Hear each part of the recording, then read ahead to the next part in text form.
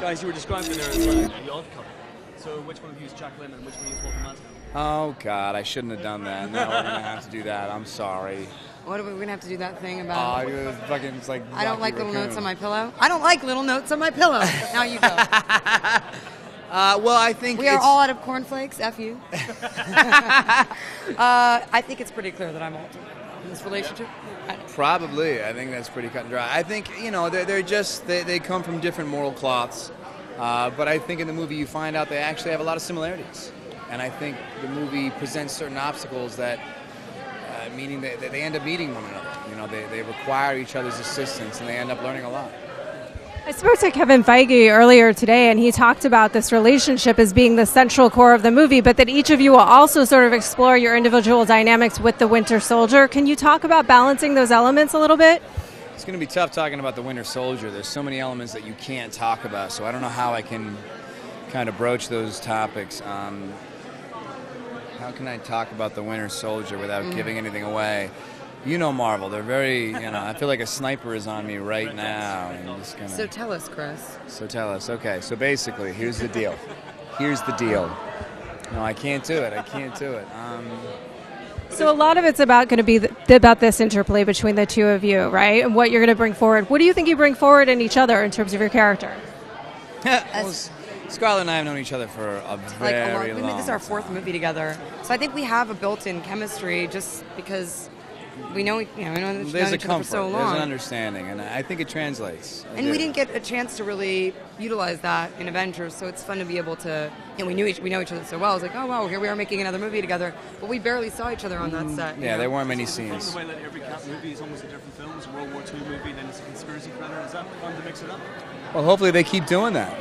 This is only the second round of that, so hopefully they keep kind of trying to find a fresh approach. So you are, in a way, playing two characters in this film, potentially, the Winter Soldier and Bucky. Can you talk a little bit about the differences between them in your performance? I worked hard in actually having some sort of relatability between the two of them. The difference, there's a lot of differences. I mean, it's a different world, it's about 50 years later or more. It's funny enough, the Winter Soldier or Bucky and Steve Rogers have sort of a similar fate. They're both lost in this new world, and they kind of in the process discover themselves. But I guess for me it was a little bit like almost having multiple personalities, I suppose. But it's always coming from the same place. Are we going to get the reveal? Are we going to see Bucky realize, get his memory back? Were we going to get that moment in the film? I mean, do you really want me to answer that? Yeah. I feel like that would be so silly for me to do that. You should see the movie. It'd be fun. It's going to be a great movie. What's sort of the relationship? I know that he picks up the shield at some point in the trailer. So that's already fully online. It's 2 seconds. Isn't it? It's just amazing to me, the world we live in now. It's 2 seconds. What was your question? So at some point in the comics, he does sort of pick up the mantle for Cap. Are we going to see any hints of that? I don't. I mean, it's you have to see the movie. I mean, I can't really describe it or answer that in any way that I can give it the best justice that it deserves. You know what I mean? I mean. There's hints all over the Marvel movies. There's hints about this movie towards anything. There's hints in the first movie that if you look back at, that were hinting at this movie. So I guess all I have to say is just really, really, really zoom in and pay attention to all the details. Sweet. Is he going to have I mean, obviously it's going to be an antagonistic relationship, but is it a nuanced relationship with Cap?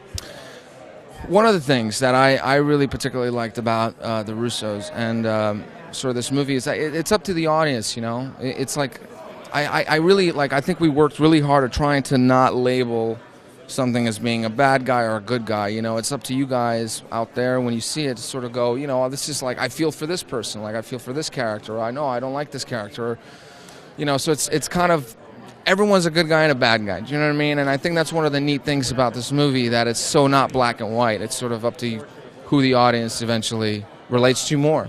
Hi, how are you? Can you talk a little bit about entering this universe and sort of how you worked with Chris and your relationship with him on and off set?